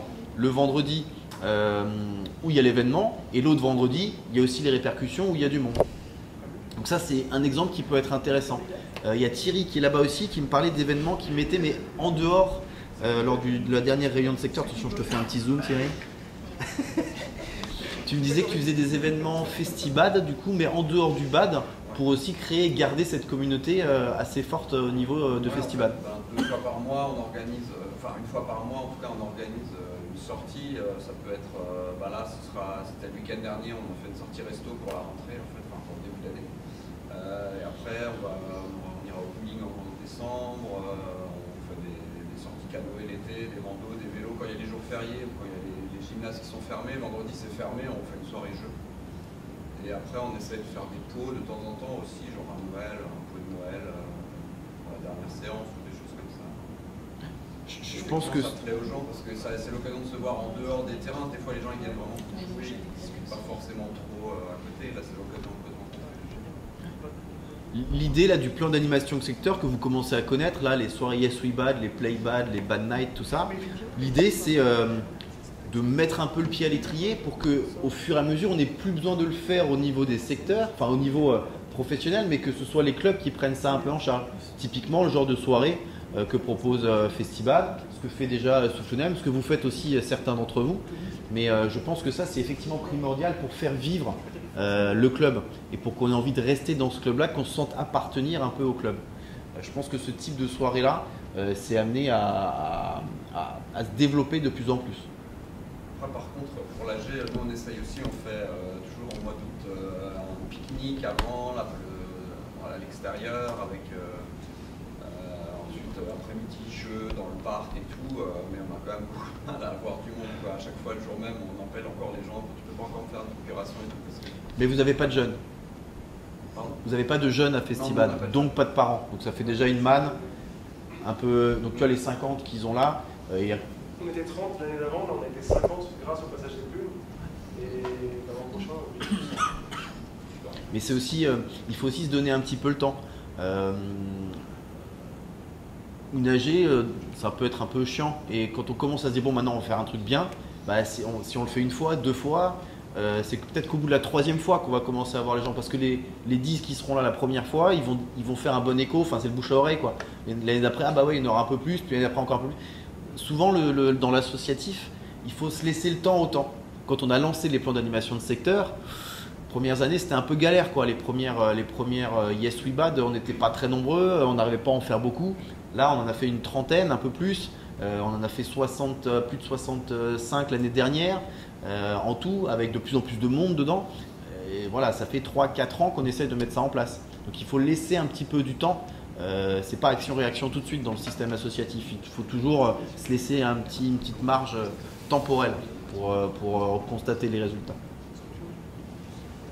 À mon sens.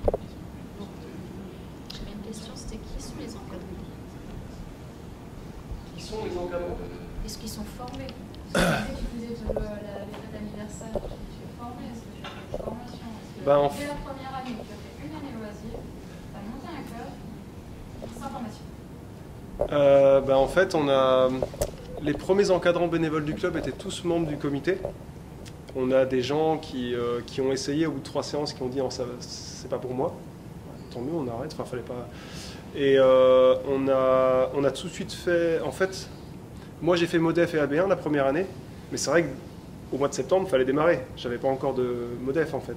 J'ai appris le BAD d'ailleurs au Modef. Je connaissais. Enfin, c'est vrai. Et je me suis préparé avant. Enfin, j'ai beaucoup travaillé l'été en fait pour préparer les plans de séance. Parce que moi j'avais fait du tennis de table, donc j'aurais pu animer du tennis de table, mais du bad, que dalle. Ça aurait pu être du rugby pour moi, c'était pareil. Et j'ai beaucoup sollicité Christophe. Sa position d'attention c'était comme ça. Un peu comme Gatien.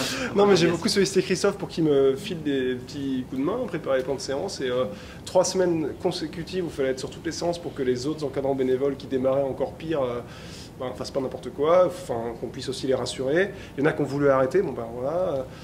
Et après, il y en a qui ont fait, on a fait beaucoup de formations en 3. On partait de rien. Il n'y a personne qui avait fait du BAD en fait, donc on a fait. Combien de formés? On a dû faire 3-4 Modef, 2 AB1, 1 EB1, J'ai 2 AB1 qui auraient dû se faire cette année qui ne sont pas faits, mais... Alors on a un entraîneur en CDI depuis septembre, donc ça c'est sûr que ça peut aider, mais sur chaque créneau où il est jamais seul, ils sont au moins 2, voire 3, parce que c'est... Voilà, et... enfin là, j'ai des nouveaux encadrants, c'est juste des parents, alors qu'ils peuvent être joueurs aussi, ça aide, mais les co-encadrants, si tu veux, ils n'ont pas forcément la formation fédérale, puisqu'ils sont co-encadrants avec un entraîneur diplômé d'État, donc là il y a moins le besoin, mais la première année, ouais, il fallait... Si j'appelle un parent, je lui dis est-ce que tu peux être là à 16h30 pour encadrer les gamins, personne, tout le monde va me dire bah non, c'est pas possible. Moi y compris en fait, parce que moi je termine à 18h et puis la plupart des gens ils terminent à 17h ou 18h le travail. En fait, nous on a la salle qui est à côté de l'école. Les là-bas, on a 3 salariés, donc soit c'est les grands-parents, soit c'est les parents ou les entraîneurs qui vont. Est-ce que tu as demandé aux grands-parents de venir t'aider? Justement, les grands-parents, c'est une ressource, ça peut aider. Le mercredi après, c'est sûr que c'est très difficile, entre 16 et 17 c'est difficile. Par contre, parfois, il y a 2-3 parents qui accompagnent. Rapidement, on peut dire tiens, distribue le volant, fais ça. En fait, ils peuvent rapidement faire du co-encadrement sans même s'en rendre compte. Au lieu d'être assis sur un banc, attendre 1 heure la séance minimale, ils commencent à aider. Ce qui est aussi compliqué pour moi, c'est que comme je ne suis pas sur les créneaux, donc je ne connais pas les parents ou les grands-parents, donc comment tu veux impliquer des gens si tu ne les connais pas, tu ne sais pas qui vient pas. WhatsApp. Non mais là, à mon sens, l'encadrant qui... Chez toi, tu as des encadrants qui encadrent. Pour moi, il est du ressort de l'encadrant de dire dès les premières séances, même pas viens m'aider, juste dire vous pouvez rester. Vous pouvez rester dans le créneau. Venez, regardez ce qu'on fait, faites avec nous si vous avez envie, mais restez là. Voilà, je vous reprends l'exemple de cette année. J'ai renouvelé mes exemples enfin, donc je peux redonner des nouveaux exemples. Les 2 parents, ils m'ont laissé la première séance, ils sont partis tout de suite. J'ai même pas eu le temps de dire salut, c'est moi Christophe. Enfin, ils sont partis tout de suite. Quand ils sont revenus les chercher, je dis attends, tu restes là maintenant. Vous pouvez rester dans les séances, vous pouvez venir. Là, on n'est que 2, donc ça va être facile, mais on va pas rester 2, on va être un peu plus. Et à ce moment-là, j'aurai besoin de vous. Séance d'après 5, hop, il y a les 2 papas qui sont restés. Ils les ont emmenés. Donc s'ils les emmènent, de temps en temps, il y en a qui vont faire une course, mais il y en a qui peuvent rester. Donc il faut les inciter à rester. Il y a des pauses qui retournent travailler. Il y en a aussi, Je dis pas que tu arriveras à chaque fois. Mais là, maintenant, moi, j'ai cet après-midi, là, j'ai 15 jeunes. J'avais 6 mamans qui étaient là et 2 papas. 6 mamans et 2 papas qui sont restés toute la séance. Sur les 6, il y en avait 5 nouveaux, 5 nouvelles mamans. Et je leur ai dit, vous pouvez rester. Ah, ok, super, je peux rester. Elles sont restées. Je ne les ai pas encore enrôlées tout de suite. Je peux dire que la semaine prochaine, elles vont distribuer du volant. La semaine prochaine, j'en aurai 15 de nouveaux gamins, j'espère. Et je pense que j'aurai 7-8 parents qui vont distribuer du volant. Et je pense que pendant 2 semaines, je ne vais pas m'attacher à encadrer les gamins. Je vais m'attacher à encadrer les parents pour leur expliquer comment est-ce qu'on distribue un volant. Et en fait, c'est comment est-ce qu'on fait les demandes. Comment est-ce qu'on fait les demandes? Si tu dis, t'envoies un mail, comme nous on a fait pendant des années, est-ce que vous voulez bien nous filer un coup de main le mercredi après-midi de 15h à 16h? 0 réponse, c'est sûr, c'est sûr. De temps en temps, un retraité qui vient, et ça c'est super, mais c'est très rare. Par contre, venez rester. Enfin, ce que je viens de dire là, ça fonctionne. Ça fonctionne. Oui, ça marche bien parce que nous on a fait chez nous. Et on a un beau succès avec surtout cette saison où les parents viennent, aident à encadrer. On a créé aussi des créneaux le dimanche matin parents-enfants, ce qui a fait que l'année dernière on a commencé, on n'était que 2 familles. Cette année on a une vingtaine de familles déjà. Mais les bénévoles, les volontaires, c'est vrai, il faut aller chez eux, il faut garder les parents, il faut leur parler, il faut les inviter, il faut leur expliquer. Et pour l'instant, on a un bon succès, ça marche bien. Très bien, très bien. D'autres questions? Ou partage, échange d'idées? Vous avez faim, vous avez soif? Moi j'ai une question par rapport à la communication. Si tu es un étudiant qui n'est pas du club, comment tu réussis à faire pour lui donner toutes les infos systématiquement, pour tout le temps publier sur les réseaux sociaux, etc. Qu'est-ce qui s'occupe de ça? C'est ça que je pense qui est difficile, c'est tout le temps prendre des photos, tout le temps lui donner à boire et à manger pour qu'il puisse diffuser, quoi. Ouais. Alors du coup, on a eu le cas avec Martin qui était au Mans, en service civique à distance complet. tu fais un répertoire Drive partagé. Tu peux, quand tu prends une photo, tu peux tout de suite l'envoyer dessus. Tu as le raccourci sur le téléphone. Forcément, c'est un travail de suivi assez régulier, genre un point tous les 2 jours, peut-être tous les 3 jours. Là, j'ai un groupe d'étudiants, on fait un point tous les mardis, puis après, ils travaillent toute la semaine.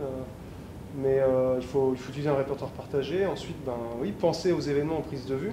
Parfois, quand tu as un gros événement, tu vas en profiter pour le faire travailler à réfléchir au storyboard. Quelles sont les prises de vue qu'il va vouloir qu'on fasse pour ensuite préparer le montage vidéo de l'événement. Donc lui, il réfléchit à ça. Après, il nous donne, voilà, je veux ça, ça, ça. Nous, pendant l'événement, on fait les prises de vue. Là, c'est quand il était au Mans. Après, s'il est sur place, ça tombe bien. Il peut réfléchir aux prises de vue, les faire lui-même. C'est parfait, faire ses trucs qu'il veut. Mais il y a quand même beaucoup de messages. Oui, beaucoup d'échanges, WhatsApp. Et sinon, là, j'ai un nouveau... Voilà, j'avais une jeune qui avait commencé une mission de service civique, et j'ai fait un drive, j'ai mis tous les comptes rendus d'AG depuis 4 ans, j'ai mis les documents club, les logos, les machins, je lui ai mis toutes les newsletters qu'on a faites, pour qu'elle découvre le club, parce qu'elle était même pas... Et comme ça, elle travaille une semaine, elle potasse ça, et elle découvre le club, et après, elle démarre, un peu... ouais. Je sais pas si j'ai répondu. Moi j'ai une question, tu avais pris un service civique la première année au travers de la fédération. C'est quoi la démarche? En fait, je ne savais pas, j'ai contacté, c'était Yannick Rival à la Fédé. Il avait à l'époque, je crois qu'ils avaient que 10 offres de service civique. Le gros avantage, c'est qu'en plus, du coup, normalement, ça coûtait 100 € par mois au club, mais la Fédé versait 800 € à la fin. Au final, ça coûtait vraiment 0 €. Il a juste fallu signer une convention de mise à disposition. Il faut aussi trouver le candidat, trouver le ou la bonne candidate. Faut que ce soit, sinon, ça peut vite être une galère. Et après, là pour la Ligue, c'est pareil, c'est Claudia qui fait, convention de mise à disposition, le jeune signe le contrat avec la Ligue, et derrière, ils reçoivent 490 € je crois, comment ça s'appelle, l'agence de paiement, l'agence du service civique, et le reste club, c'est 111 € maintenant cette année. Et donc ils touchent quasiment 600 € les jeunes pour une mission qui fait à peu près 24 heures de travail par semaine. Après, c'est variable. Si tu es un jeune en com, s'il va venir couvrir des événements, ça va être 20 heures sur un week-end, des semaines creuses, des semaines plus... Mais vraiment, essayez, parce que c'est vraiment positif pour le jeune. Alors, ça demande un peu de suivi. Oui, ça demande du temps de suivi, quelques heures par semaine. Mais après, forcément, c'est super bien. Vous lui donnez la clé sur tous vos réseaux, il peut s'occuper de tout. Après, un service civique n'est pas censé remplacer une ressource bénévole. Mais par exemple, si, comme nous il y a 3 ans, vous n'aviez pas vraiment de charte graphique, vous n'aviez pas vraiment grand-chose, c'était une compétence en plus qu'on amenait au club, donc c'était vraiment l'objet d'une mission de service civique. Vous, c'est pareil, si vous voulez dépoussiérer, relooker totalement vos réseaux et tout, ça peut vraiment faire l'objet d'une mission de service civique en fait. Parce que c'est pas un remplacement de ressources bénévoles, c'est quelque chose que vous n'avez pas à disposition, parce que voilà. Est-ce que tu peux dire comment tu avais fait pour trouver Valentin la première année? Du coup, la première année, je cherchais un jeune en service civique pour être surtout présent auprès des jeunes, pour les suivre en compétition, pour aussi nous transmettre aussi à nous les encadrants du savoir. C'est pour ça que j'ai contacté STAPS, des jeunes en entraînement sportif badminton. Forcément, ils s'y connaissaient mieux que nous-mêmes, les encadrants qui n'avaient que 1 an d'expérience. Du coup, on contacte STAPS et on a eu un jeune au top qui s'est investi incroyablement dans la mission. C'était incroyable, c'est Valentin Pays, c'était incroyable. Et là, pour les services civiques com, tu peux contacter, je sais pas, là on a contacté les IUT com, les écoles de com, management. J'avais une jeune qui avait signé la mission tout début septembre, j'avais une autre jeune qui était intéressée, je ne pouvais pas parce que j'avais déjà une candidate, du coup elle a démarré une mission pour la Ligue. Cette jeune qui habite Betzdorf a démarré une mission pour la Ligue Grand Est de Bade en com. C'est tu vas faire le montage là. Ah oui, ok. Il s'avère qu'entre-temps, la jeune qui avait démarré sa mission il y a 1 mois et demi, elle a finalement trouvé un BTS com. Son plan c'était de faire un BTS com, elle n'avait pas trouvé d'alternance d'entreprise. Donc elle s'était rabattue sur une mission de service com au sein du club, sauf que 10 jours après le début, elle a trouvé une entreprise, elle a trouvé une école, donc du coup elle a arrêté la mission. Il s'avère qu'entre-temps, on a démarré un projet étudiant. J'ai 5 étudiants du BUT d'Ilkirch Infocom qui travaillent. Alors ça demande aussi du suivi, mais c'est super bien maintenant. Donc j'ai pas de service civique cette année, mais j'ai 5 étudiants en com. C'est pas mal. Ouais. Tu disais que tu avais 160 membres, que tu as enregistré tout le monde sur ton téléphone et que tu as créé tes groupes. Comment tu les dissocies maintenant de tes contacts personnels? Je ne les dissocie pas, mais en fait, c'est tous des amis, en fait. Je pense que c'est les membres du club, là. C'est vraiment ça. Moi, j'ai créé le club pour avoir une seconde famille, parce que je ne suis pas du tout originaire d'ici. On est vend bien avec ma femme, on est arrivé là, on connaissait personne à Souffenal, d'ailleurs. Et maintenant, clairement, c'est pour ça que ça marche si fort aussi, c'est que c'est vraiment une deuxième famille. Je connais tous les membres, tous les jeunes, je connais tout le monde. Je sais pas, mais quand maintenant, moi, je fais ça, donc je fais aussi le groupe WhatsApp, et je rajoute BAD. Le nom de la personne et je rajoute BAD derrière pour que je le différencie maintenant d'un contact Christophe voilà, ou n'importe qui. Quoi. Tu peux faire ça, oui, tu peux faire ça aussi. Ouais. Après, c'est vrai que quand je vois le nom et le prénom, je sais que c'est du BAD ou c'est pas du BAD. Mais tu vois, sur ces groupes WhatsApp, il y a à chaque fois marqué BAD, ASBS, BAD complète, ASBS. Voilà, j'imagine que tu mets ASBS. Ouais. Oui, c'est ça, ils commencent tous par ASBS, comme ça j'ai une bonne vision. Ah oui. D'accord. Oui, voilà, comme ça c'est.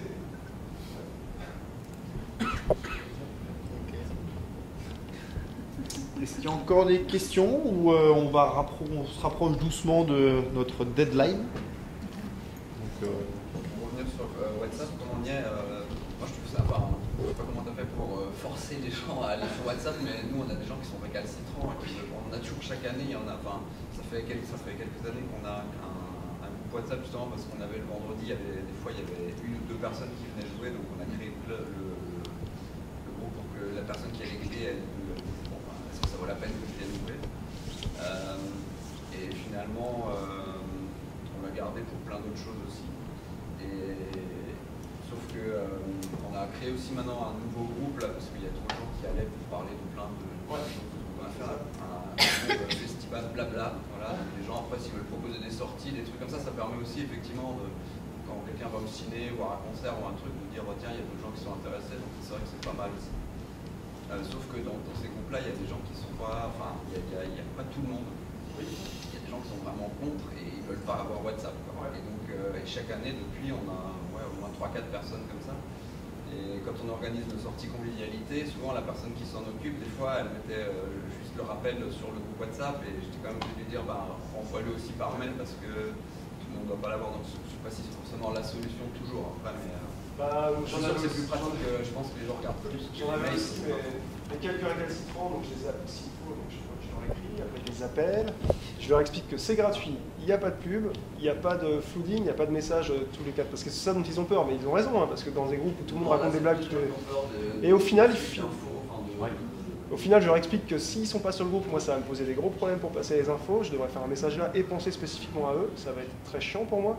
Et ils risquent de passer à côté de l'info, et donc au final, ils ont tous fini par me mettre WhatsApp. Et je leur réécris une semaine après ou 2 semaines après pour dire alors, est-ce qu'il y a trop de messages, est-ce que ceci, est-ce que cela, et en fait, c'est toujours bon.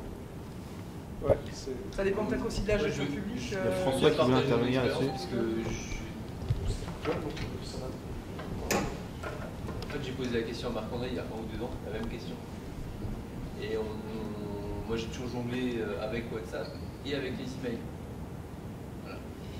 J'ai posé la question à Marc-André et du coup cette année sur la communication de rentrée j'ai carrément expliqué qu'on ne communiquait que par WhatsApp. Ils n'ont pas de choix. Donc, il y a quelques infos qui passent encore par email, des grosses infos, il y a beaucoup de pièces jointes ou des choses comme ça pour les licences éventuellement au début d'année, mais sinon le reste, le fait de passer que par WhatsApp, ils n'ont plus de choix en fait. Oui, parce que s'ils ne sont pas dessus, ils ratent toutes les infos. Ils n'ont plus de choix, et puis après, ceux qui sont un peu récalcitrants, je leur envoie un lien, je leur dis voilà, vous n'êtes pas. Je vous ai pas trouvé sur WhatsApp, voici le lien pour avoir les infos, et puis du coup, ils viennent quand même. Ouais. Ça marche. Il y a aussi une polémique là, parce que WhatsApp a été racheté par Meta, donc la maison de Facebook. Je pense que c'est à cause de ça. Et donc c'est à cause de ça.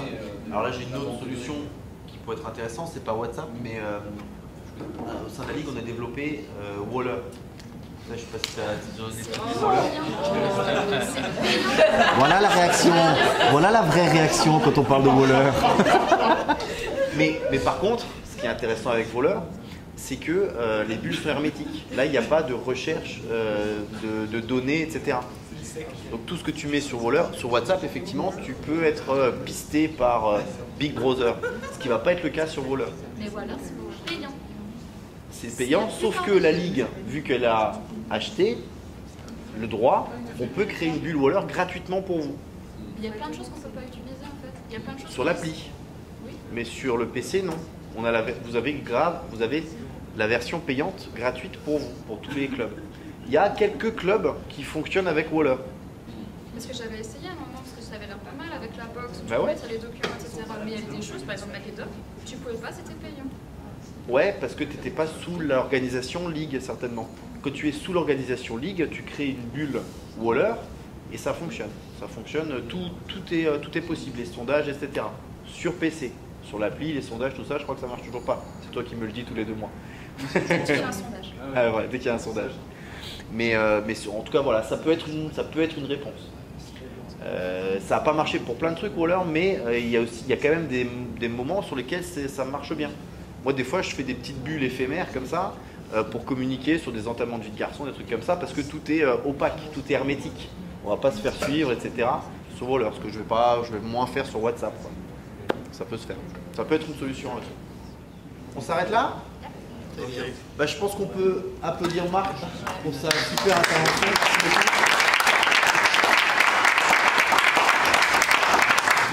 Nous, on peut vous applaudir aussi pour votre attention, pour l'interaction et pour le fait d'être venu. Merci à vous.